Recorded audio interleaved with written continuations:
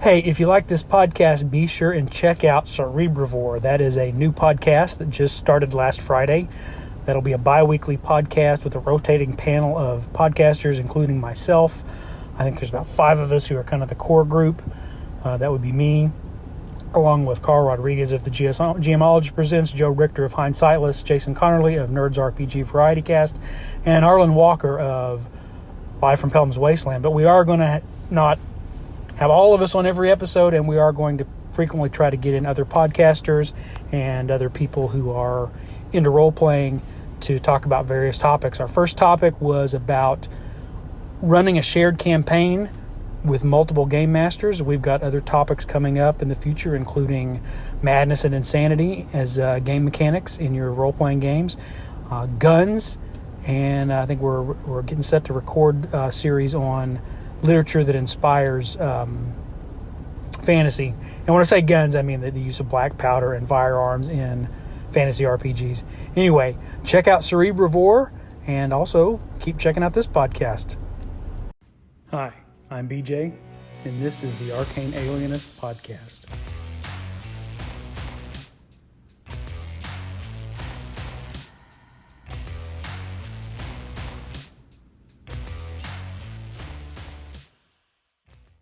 Hey everybody, I've got on today's show, I've got a recap of my latest Mythic World of Erd session, in which the party goes into the lair of the Minotaur. And then I got a couple of calls, and that's going to be it for today's episode. So let's get started.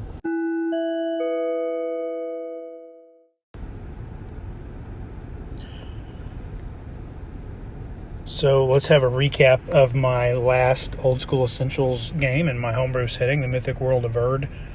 When last we'd left off, the party had defeated this group of bugbears. They're trying to find where all this gunpowder has gone to, that the goblins and hobgoblins have been manufacturing. They find some of it in the bugbear's lair, but not all of it. But they find that if you recall, that the lead bugbear had been displaced by a troll. They found the head bugbear, Hugs, along with some other prisoners, and had basically led the prisoners and against led all these various prisoners against the troll and the remaining bugbears, and managed to get most of them killed. I don't think that was the intention, but they wound up effectively using most of the prisoners as meat shields to survive some explosions of some gunpowder barrels and a fireball. So they defeated the troll, and the lead bugbear, Hugs, took his leave. But I think I had forgot to mention this last time. He had said, "Here, I'll show you where a secret door is." Here in this chamber. That's where we stashed all the gunpowder, is in the caverns beyond that door. So we start with only three, I think 4 party members conscious. Everybody else has been knocked out and is at low hit points. So they basically expend the entire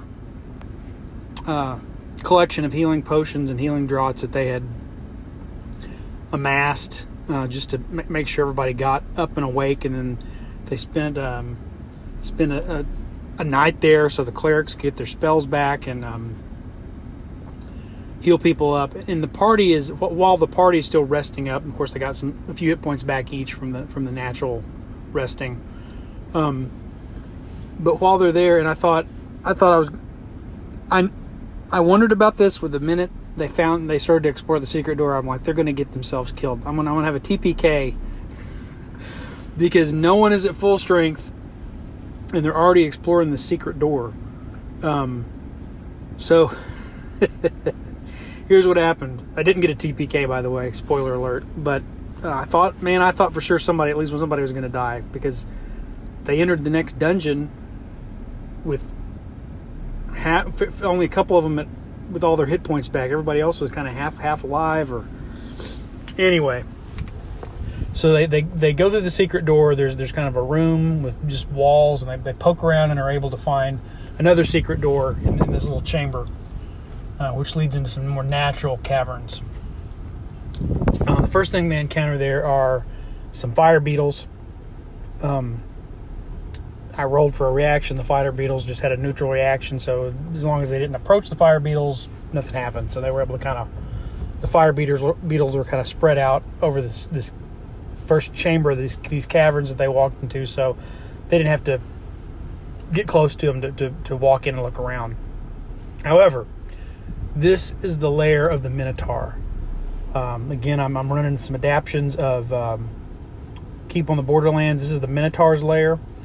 And I actually ran this in a way inspired by Dungeon Craft, the Dungeon Craft YouTube channel. And I'll put a link to that episode where Dan Masters talks about how he ran it with his Caves of Chaos, not using a complete map. He was doing it on the tabletop with terrain, and he just used kind of terrain in the abstract. It's a really cool video just to show how, again, you can use the way he uses terrain just to scatter pieces and not as a full-on map like you would get with like Dwarven Forge or something like that, using their full terrain. But I kind of took some inspiration from that. I'm using the virtual tabletop, so I did go ahead and put up the virtual map of the caves. But what happened is, when they moved between the chambers of the different chambers through the more winding caves, I turned the map off and described it as them in these twisting, turning, cramped. They had barely room to squeeze through kind of caves where it was really hard to keep sense of direction. And then I rolled a random dice as to which of the chambers within this labyrinth of caves, the Minotaur's labyrinth, they would pop out into. And to make that even more substantial, what we did, I did them save versus spell as is recommended in Keep on the Borderland to get them disoriented. And how I did that was when everybody crossed the threshold into the first cavern, they had to make a save versus spell. And if they failed that save versus spell, the next time they moved, they would basically move in the opposite direction or a random direction from where they intended to go. And so, I think four of the players were affected by it. Roderick the Paladin, Celestina the magic user,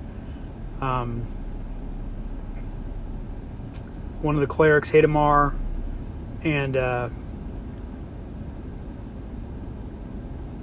think that maybe one of the. I think that was all the players. I think maybe one of their retainers also got affected. Anyway. But what wound up happening was they wound up, after they kind of wandered off, the three different groups of them wandered into different caverns and wound up in different chambers the first time around. And then from then on, I didn't make them save anymore. It was just, now you're lost. Every time you go back into the tight squeeze of these twisting caverns, you're going to come out in a random location.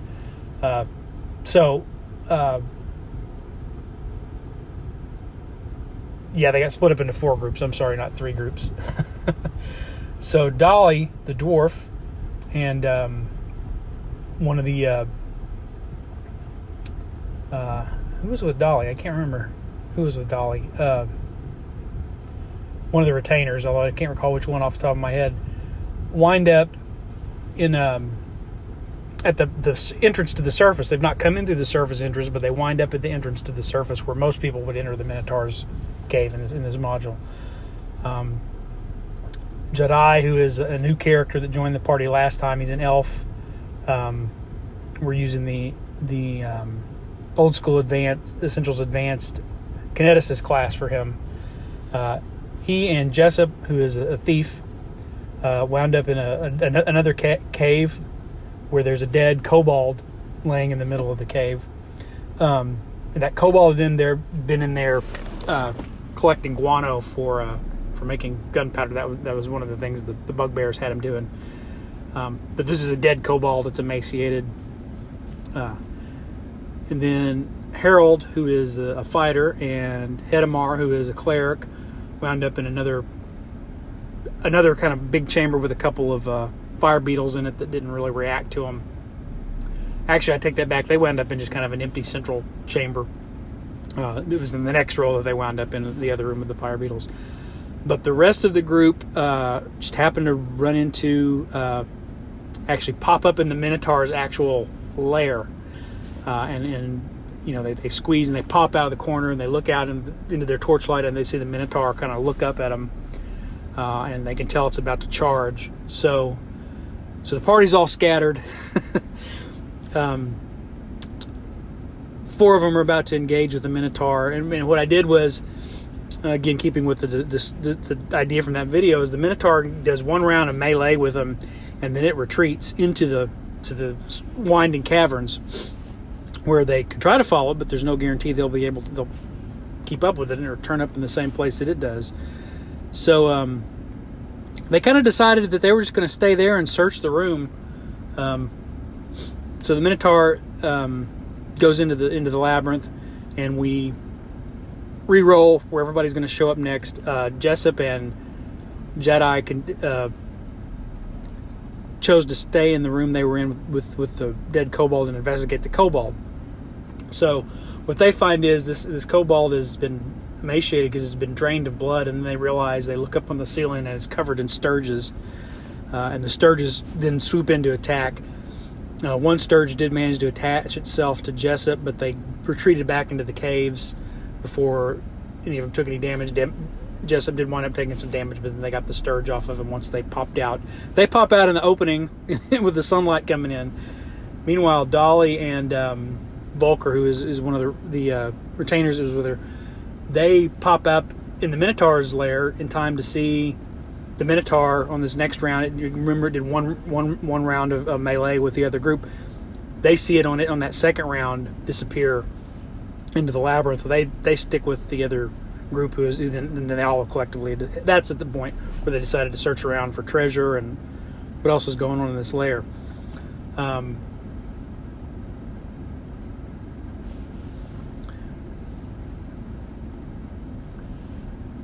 Hedemar Kane, who's the cleric, and Harold go back into the caves. This is when they pop out with the round. They pop out in the room, a different room with fire beetles, not the one they started off in. They decided to go back into the tunnels on their next turn, and they return to the cross section that they had been in before, but that's where the Minotaur happens to pop out. I rolled for the Minotaur as well, and I thought, okay, here we go. We've got 2 of them. They're down. I mean, one of them is only at half strength in terms of his hit points. Surely it's going to kill somebody this time. I didn't want it to kill somebody, but it was going to happen. I definitely wasn't pulling any punches. And lo and behold, Harold, he's got a pole arm. He says, I'm going to set my pole arms for when it charges us. And so when the Minotaur charged, he got to attack before the Minotaur attacked. And he rolled a critical hit. And I know critical hit, that's a house rule we use in OSE. It's not a standard rule. But he rolled a critical hit with his pole arm, which does a D10 damage, and rolled, I believe he rolled a 9 and a 10. Anyway, the Minotaur had been wounded once in its previous skirmish with the other characters. And so he killed the Minotaur. I thought the Minotaur was going to last a lot longer. But nope, he actually died from 2 attacks because the second attack was from a very large, heavy weapon that rolled a crit. So they defeated the Minotaur. Then, they had enough time to kind of yell for each other and poke around, and all wind up in the Minotaur's cave. And they find a huge treasure stash with some magic armor and some scrolls and a wand, and a staff of healing was probably the best thing they found. And there is some gunpowder in there, but not nearly as much as they estimate should be. So it's been moved somewhere else. So now they've got to figure out, well, what's the next... Okay, the bugbears moved it in here, and the Minotaur was guarding it, but where did the rest of it go? There's still a piece that they've got to figure out. And that's where we left off. They're going to decide what they need to do next time in terms of regrouping. A couple people got to level up. So we've got some people at level 3. Some people, I think everybody's at level 3 right now. Well, not the retainers. They're all at level 1.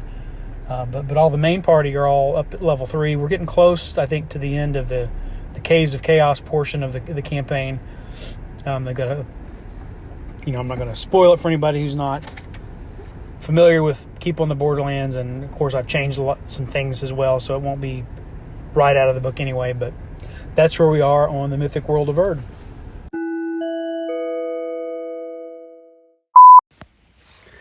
Hey BJ, this is Rob, also known as Minion. So I just listened to the second part of your Old School Essentials dungeon crawl. I've got a few points for you. I don't know if they're of any interest. So the first point I've got down is reaction rolls. So you had this one kobold fight the party. Now, you don't have to do reaction rolls. But what I would probably suggest is if you don't know how the monster is going to react, and certainly in this case, if it's one solitary kobold, you might want to determine, or we can determine, how that monster reacts. So in this case, I roll the reaction roll, and you might find the kobold is really friendly or is hostile. But is this hostility an instant attack, or is it a run away and call friends? I don't know. I really like reaction rolls unless I know what the monster is doing.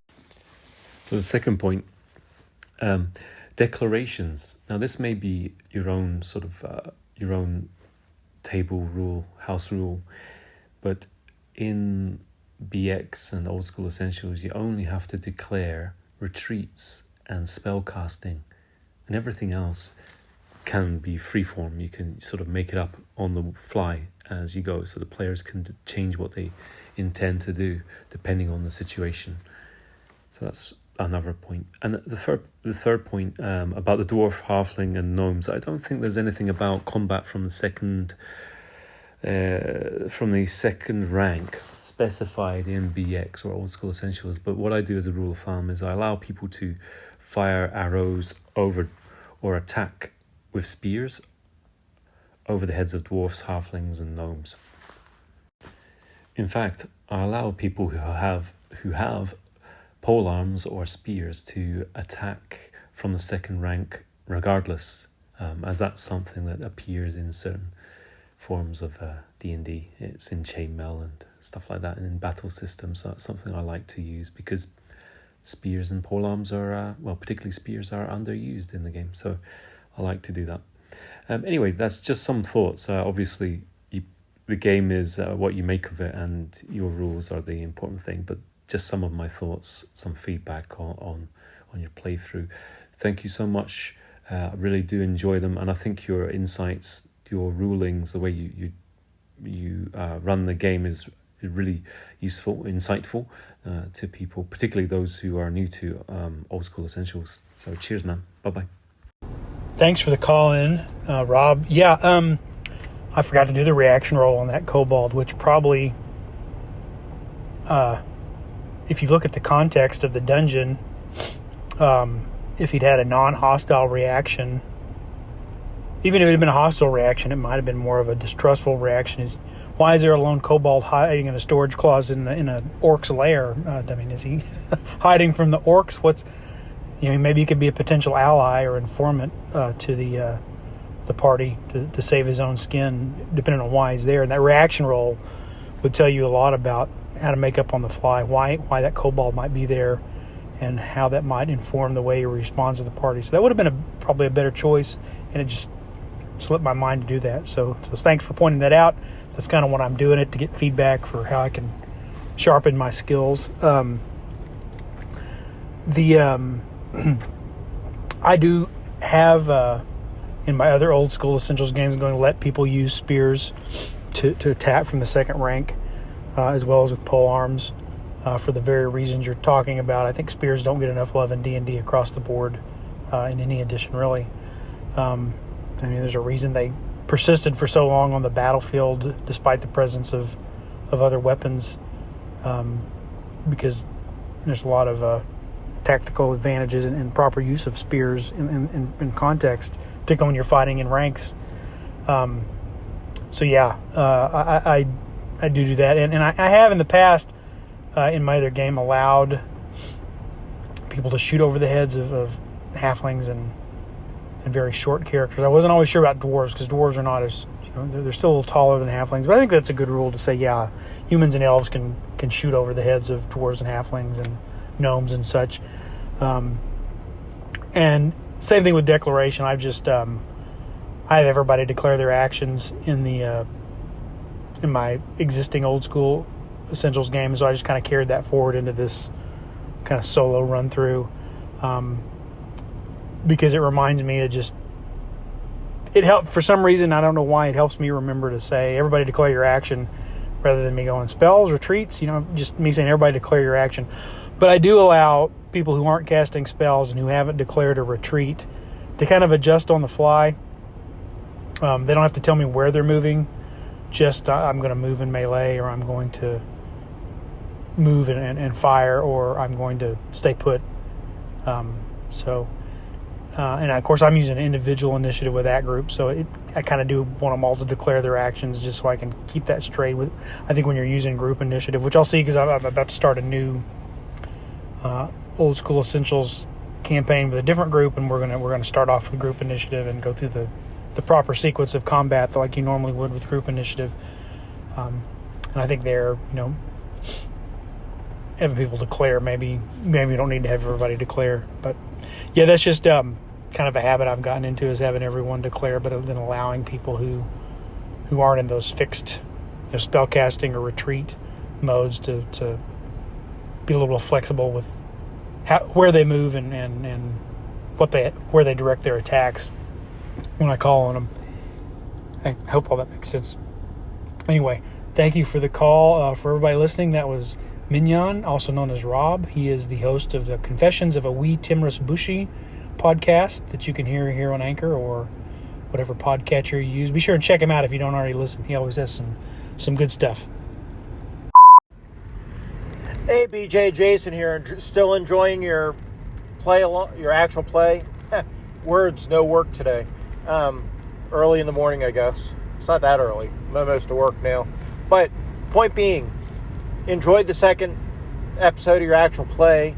As far as everybody searching the room, definitely, but you have to hold them to that time, because the longer they take to search, the more wandering monster encounters they have.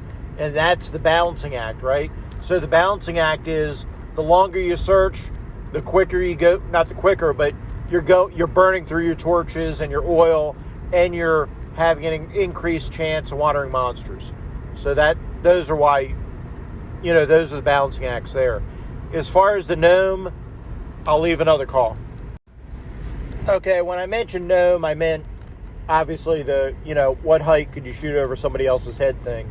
And I think, and this is just rough, I'm in the car, so I'm going in my mind here as opposed to actually measuring anything. I would say half your height plus a foot. And like I say, I think in English, imperial measurements, not in metric, so you can convert that for the listeners. So a 6 foot tall character could shoot over a 4 foot tall character's head. A 5 foot tall character could shoot over a 3.5 foot character's head. That's the way I would do it, because you need room to traverse and then change elevation, so you can aim lower or aim higher, things like that. So that's what I would do. I'm also mean, so if you had declared missile fire and you're behind another character and you're hit before you fire, or you're hit in simultaneous combat.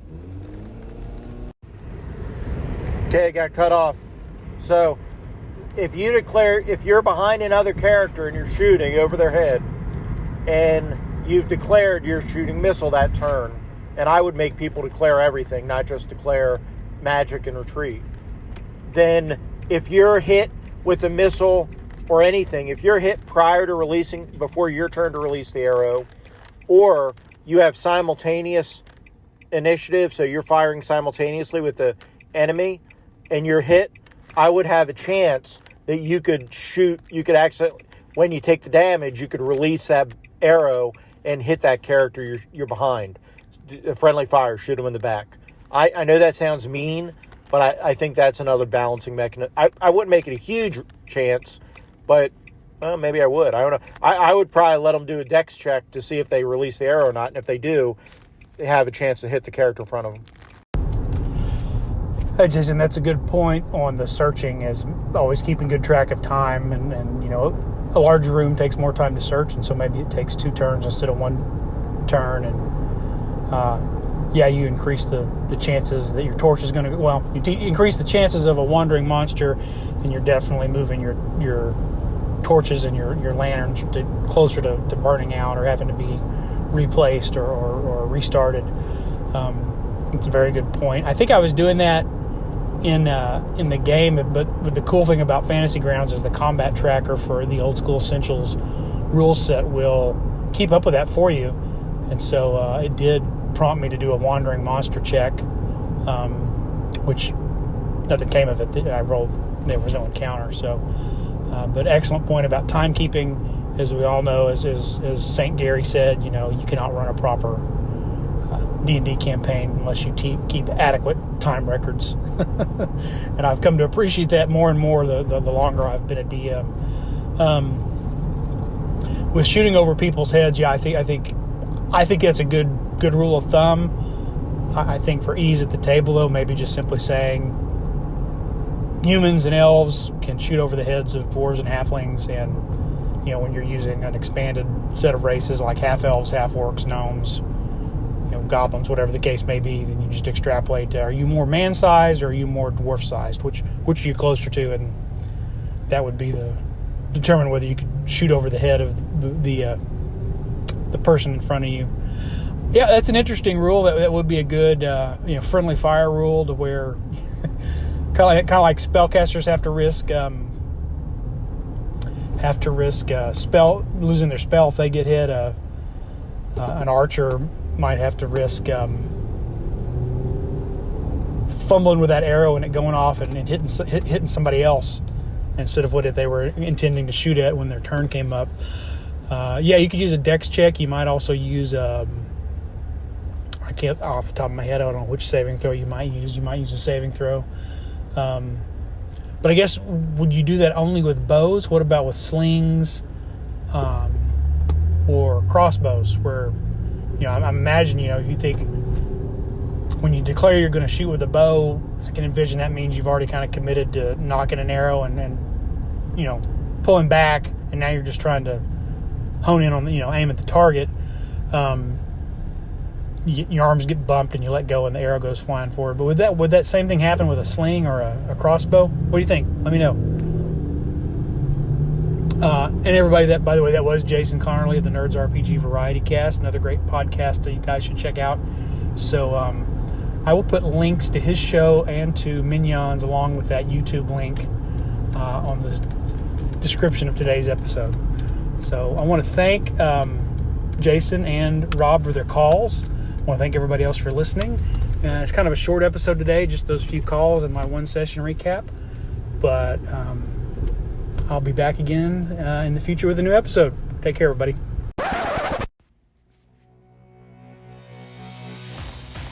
Thanks for listening to the Arcane Alienist podcast. The music you're hearing is Come and Get It by Scott Holmes Music. The cover art I use for the episodes is by Dave Bone. Be sure and check out his website, ironseer.com, for a lot of other great gaming-related content.